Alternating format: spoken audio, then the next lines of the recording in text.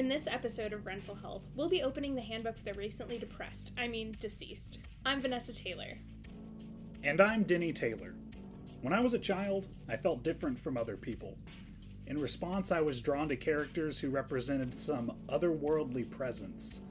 I wanted to be Beetlejuice. I'm the ghost with the most, babe. He had a zinger for every situation. He was omnipotent. He was immune to the mundanities of day-to-day life. He was different in a way that gave him power instead of stripping him of it. As an adult, he has realized that Beetlejuice is a rapey poltergeist. He casually sexually assaults Barbara and attempts to force a child to marry him. He's not a good guy. He's just witty and charismatic. That is why I won't do 2 shows a night anymore, babe. I won't do. Still, I was drawn to what I perceived as his immunity to the ordinary. I wished I was him, so I spent years trying to be something I'm not. Larger than life. Once I connected to reality, I became able to accept that I'm not Beetlejuice. In fact, I'm something much better. I'm Lydia Deetz. We will be disregarding one handbook for the sake of this video, the DSM-5 Revised Edition. We could easily use it to diagnose Lydia Deetz with major depressive disorder, or we could just say, look at her. She's the poster child for depression. My whole life is a dark room. One big, dark room. Is that really some sort of insightful take worthy of immortalizing on YouTube? Instead, we're going to look at Lydia's biopsychosocial factors that are contributing to her depression through the lens of Carl Rogers' person-centered theory of counseling, particularly his idea of conditions of worth. Conditions of worth are statements we believe about ourselves that begin with, I'm only valuable if. According to Rogers, these conditions of worth lead to a disconnect from our ideal self and our actual self, resulting in neuroses. Rogers wasn't a god and his theory wasn't perfect, but in practice, I've found we have trouble healing from our pain unless we are connected to supportive others who accept us the way we are.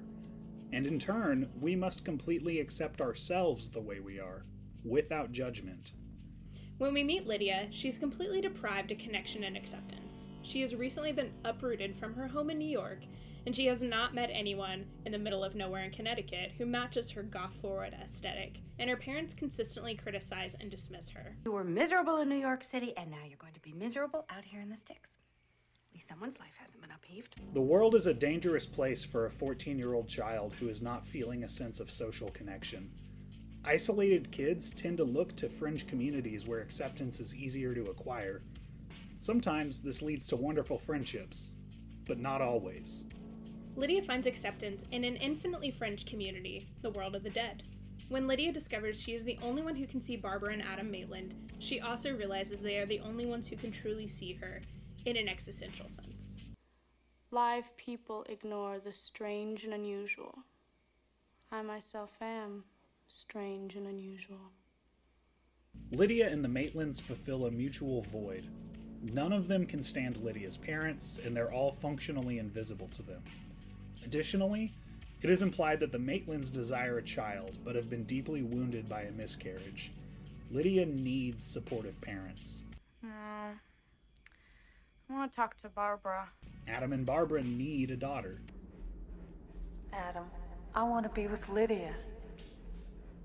It's a perfect match. Until Lydia's parents start to see the opportunity for profit in Lydia's ability to see and communicate with the spirits of the deceased. Suddenly, Delia and Charles take a domineering interest in Lydia's life. They finally assign value to her, but only in her utility. Lydia is not cherished for who she is, but for what she can offer. Lydia will bring the ghosts. I can't bring the ghosts, Dad. They're not here. Hence the condition of worth. Lydia may very well have internalized the belief, I'm only valuable if I can help my parents make money and impress people. It's conditions of worth like these that contribute to anxiety and depression. Lydia comes to believe that the only people who could possibly accept her are dead, so she prepares to take the next logical step if that were true: suicide. I am utterly alone.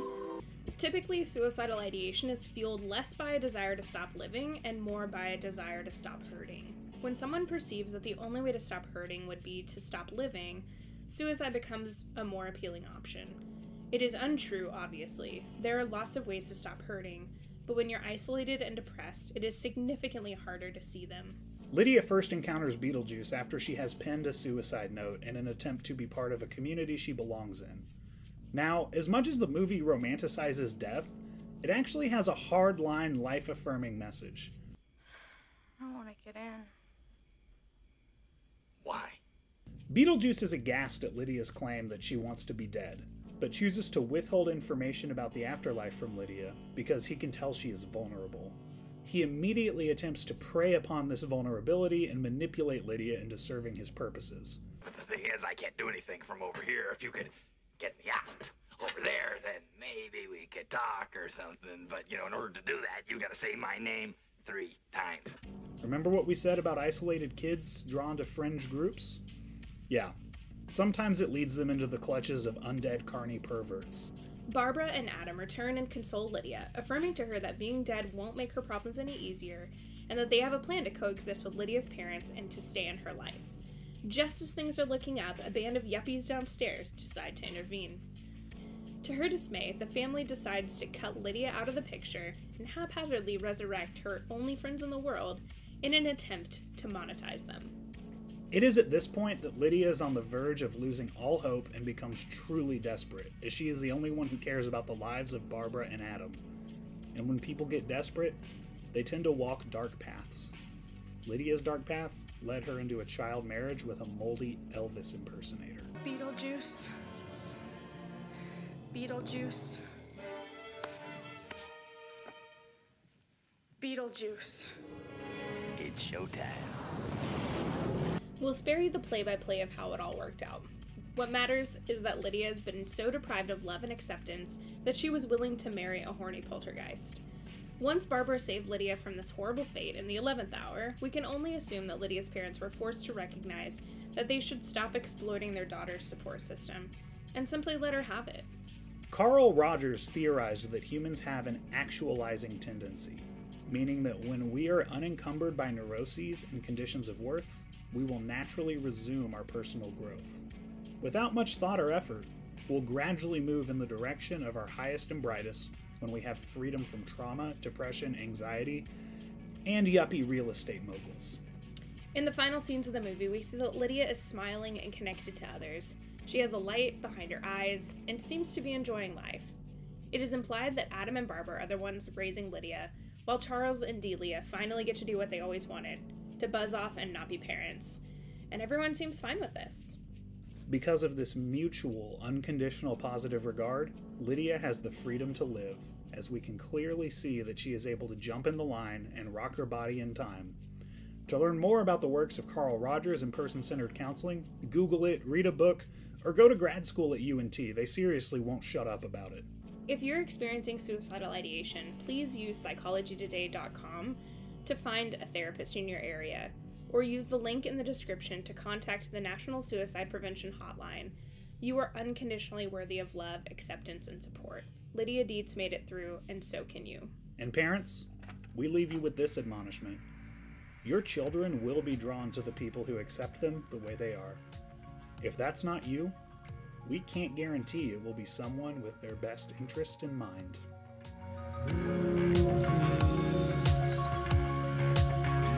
Strong.